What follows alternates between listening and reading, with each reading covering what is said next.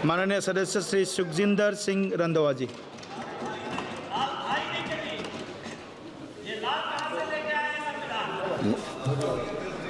Thank you सभापति जी कि आपने मेरे को संविधान के ऊपर बोलने का टाइम दिया।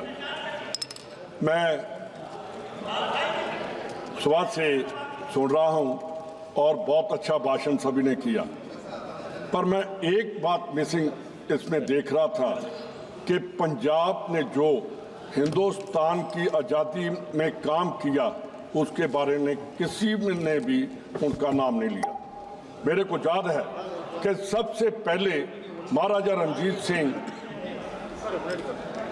महाराजा बने और एक स्टेट थी जहां अंग्रेजों ने कब्जा नहीं किया, उस राजा के साथ संधि की।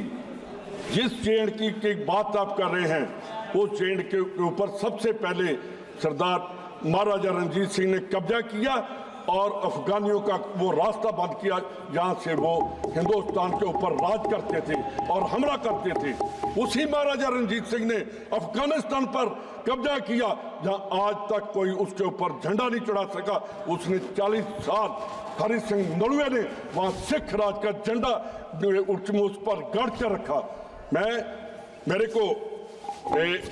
एक दो बातें कहना चाहता हूं कि हम बात करते हैं आजादी में सबसे ज्यादा किसी का रोल है तो वो पंजाबियों का है। सुन लीजिए आप, 121 आदमियों ने आज सुन लीजिए, बाद में मेरे को सुनिए 121 आदमियों को फांसी हुई, उसमें से 90 कांग्रेसी, उसमें 90 जो हैं वो पंजाबी हैं, और जो जेलों में गए उसमें से 80% पंजाब का शेर है।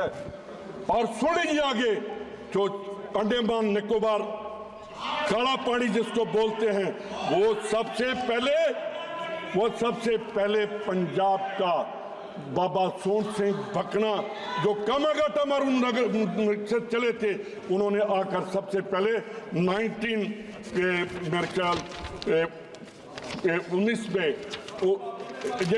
1914 में वहाँ वो गए थे और 6 साल उसको तसीहत दिए गए। सभापति जी, आप तो पंजाब की समझते हैं, उसको दिया और 6 साल के बाद उनकी शहादत, वहां पहली शहादत कालापानी की बाबा सोन सिंह भकना की थी। मैंने जब सुना कि सेकुलरिज्म की बात करते हैं, जिन्होंने आजादी के लिए अपना बलिदान दिया वो सेकुलर थे। जिन्होंने अपना बलिदान दिया उनको ये मालूम नहीं था कि हमारा देश आजाद होगा। उन्होंने फांसी के फंदों पर चढ़े और काला पानी जैसे वहां रहकर आए। मेरे को आज भी याद है कि वहां जब जेल नहीं बनी थी, वहां तसीहत देने के लिए 4x8 का पिंजरा हुआ करता था, जो देशभक्तों को उसमें बंद करके और वो खड़े हो सकते थे, जहां बैठ सकते थे, वो वहां शहादत उनकी हो जाती थी। और जो सेलुलर जेल है वो जेल नहीं, वो तसिया घर था अंग्रेजों का। मैं कामागाटा मारू जो जहाज चला बाबा सोन सिंह भकना के बाद, उसी जहाज में शहीद उधम सिंह थे, सरदार उधम सिंह। उन्होंने वहां से निकलकर जलियांवाले बाग का बदला लिया अंग्रेजों से। कहाँ हम उनको याद तो करते हैं, कहाँ है वो हमारे शहीद? कहाँ है जो सरदार भगत सिंह यानी जैल सिंह जब चीफ मिनिस्टर बने 72 में, उन्होंने सबसे पहले उसकी माता को कहा, तू भगत सिंह की माता नहीं, तू पूरे पंजाब की माता है, और उसको पंजाब माता का खिताब दिया गया। पूरे देश की माता है। उन्हें उस टाइम उन्होंने कहा कि तू पंजाब माता है। आपने बात की कि जलियांवाला बाग का मैसेकर हुआ, उसमें पूरे पंजाब ने पूरे हिंदुस्तान को हिला कर रख दिया। पूरी दुनिया हिल गई कि अंग्रेजों ने कैसे तशद्दुद किया, एक गली में गोलियां चलाकर कितने लोगों को शहीद कर दिया। जलियांवाला बाग के बाद गदर पार्टी उठी, गदर पार्टी ने अंग्रेजों का मुंह मोड़ दिया। साथ ही करतार सिंह सराभा, शहीद उधम सिंह, मदन लाल ढींगरा और सरदार भगत सिंह जैसे लोगों को कोई हिंदुस्तानी पूरा वर्ल्ड याद करता है। एक आदमी जो शहीद हुआ सरदार भगत सिंह, 23 साल में, आज भी उसको नौजवान शहीद कहते हैं और हमें गर्व है कि उसने अंग्रेजों की ईद नहीं मानी। पंजाब में इतने, आप कभी किसी भी जिले में चले जाओ जहां उनके जाकर हम जब फोटो देखते हैं हमें फख्र होता है कि इन लोगों की वजह से हम आज हिंदुस्तान में सांस ले रहे हैं और आज़ादी का आनंद मान रहे हैं। तो एक बात मैं और कहना चाहता हूं कि जब जैतों का मोर्चा लगा गुरुद्वारे का, सबसे पहले मोर्चा लगा ननकाना साहब का 1921 में, वहां मेरे गांव के शहीद हुए सरदार लक्ष्मण सिंह धारोवाड़ी, 121 या 22 आदमियों को जिंदा जला दिया गया और मेरे गांव के उस बुजुर्ग को भी दरख्त के साथ, पेड़ के साथ बांध कर जिंदा जला दिया। उसके बाद ये आज़ादी की लहर और प्रचंड हुई। तो उसमें जब जैतों का मोर्चा लगा तो वहां सरदार पंडित जवाहरलाल नेहरू ने जाकर उस गुरुद्वारे में जाकर पंजाबियों की तरफ से गिरफ्तारी दी और वहां जेल में रहे। उसके बाद गुरु के बाग का मोर्चा लगा, चाबियों का मोर्चा बोलते हैं उसे, कि वो लगा तो महात्मा गांधी ने उस टाइम टेलीग्राम थी उस मोर्चे को हमने अंग्रेजों से वापस लिया गुरुद्वारों को, तो महात्मा गांधी की टेलीग्राम गई सिख लीडरों को कि हमने आज़ादी की पहली लड़ाई आज जीत ली है। तो आप कहना क्या चाहते हैं? मैं तो इस जांच सुनकर गुस्सा मत करना यार, इस पार्लियामेंट में आकर जो हमारे सेकुलर स्टेट का हमने संविधान में लिखा कि हम सेकुलर स्टेट हैं, कोई कहता है, कोई अपनी स्टेट का नारा लगाता है, जहां तो देश का नारा लगाना चाहिए। देश मजबूत होगा तो हम मजबूत होंगे, फिर कोई नहीं देख सकता हमारी तरफ। तो आपने बात की, मैं बॉर्डर का रहने वाला हूं, मेरा अपना गांव सेकंड डिफेंस लाइन पर है, 5 किलोमीटर पर मैं पाकिस्तान से बैठ रहा हूं। हम कहते हैं घुसकर मारेंगे, उनके ड्रोन हर रोज घुसकर वहां नजायज असला, नजायज ड्रग वहां घेर कर जाते हैं। उसके बारे में कभी सरकार ने नहीं कहा। वहां पाकिस्तान थ्रू पंजाब प्रॉक्सी वार लड़ रहा है हमारा, उसके ऊपर कोई ध्यान नहीं है कि उस दुश्मन को कैसे उसको जवाब देना है। जहां बात तो वो होनी चाहिए। कोई कहता है कि क्या हो गया, कोई कहते हैं ऐसे हो गया।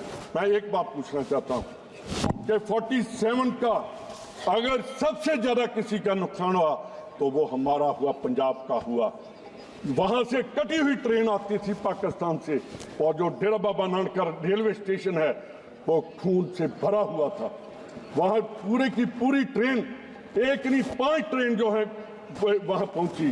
तो अगर बारिश और तूफान ना आता तो वहां और बीमारियां फैल जाती। सभी दरिया रावी में वो जो डेड बॉडीज थी वो बहकर चली गई। उसके बाद 65 आया, वहां फिर हिंदुस्तान ने जीत प्राप्त की और नारा दिया लाल बहादुर शास्त्री ने, जय जवान जय किसान का। आज जवान भी खत्म हो गया, किसान भी हमने खत्म कर दिया। 71 की वार आई, फिर लड़ाई हुई, इंदिरा गांधी ने पाकिस्तान के 2 टुकड़े कर दिए। उसके बाद उनकी जरूरत नहीं हुई पंजाब में हिंदुस्तान के साथ लड़ाई करने। तो हम कहते किया क्या इन सालों में?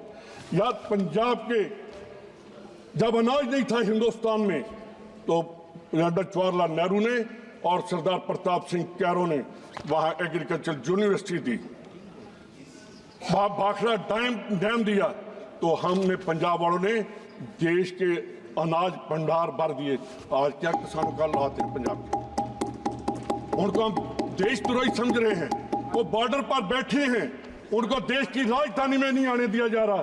उस टाइम अंग्रेजों के टाइम में उसके शहीद उधम के भगत सिंह के चाचा ने, सरदार अजीत सिंह ने मोर्चा लगाया था। तो उस टाइम कहा था पगड़ी संभाल जट्टा, पगड़ी संभाल होए। तो वो असी मोर्चा जितया सी। अंग्रेजों ने घुटने टेक ले सी अगे किसानां दे। ते अज साडा किसान इत्थे आउण लई बैठा कि सानू दिल्ली च वड़न दिओ, तो उन्होंने क्या कि इन्होंने कहा था इतने लोग नहीं आएंगे, उन्होंने कहा कि हम 100 आदमी पैदल भेज देंगे, उनको नहीं आने दिया जा रहा। हमारा नुकसान भी, पानी हमारा खराब हो गया, जमीन हमारी खराब होगी, तो हमें मिला क्या? मैं एक बात ही कहकर मैंने वाइंड अप ही करना है। हमारे 1872 में नॉन कोऑपरेशन मूवमेंट नामदारी बाबा से सतगुरु राम सिंह जी उन्होंने शुरू की। मलेरकोटड़ा में आप सभी को पता है, आप अब मैंने उनसे कहा आपसे टाइम नहीं मांग रहा, शेखावत जी आप पंजाब के प्रभारी रहे, थोड़ी हिस्ट्री सुन लीजिए। वहां अंग्रेजों ने तोपों के साथ जो वहां पीसफुल प्रोसेशन कर रहे थे उनको उड़ा दिया। एक 13 साल का लड़का, उसका रेंज में नहीं आ रहा था तोप की, उसने ईंटें लगाई और कहा कि अब अंग्रेज मैं तेरी रेंज में आ रहा हूं, मेरे को गोली मार, और वो भी शहादत उसकी हुई। मैं गुरु नानक साहब का एक श्लोक है वो बोलकर मैं अपना कदम करूंगा। आसा महला पहला, खुरासान खसमाना किया हिंदुस्तान डाया, एती मार पई कर लाने तैं की दर्द ना आया।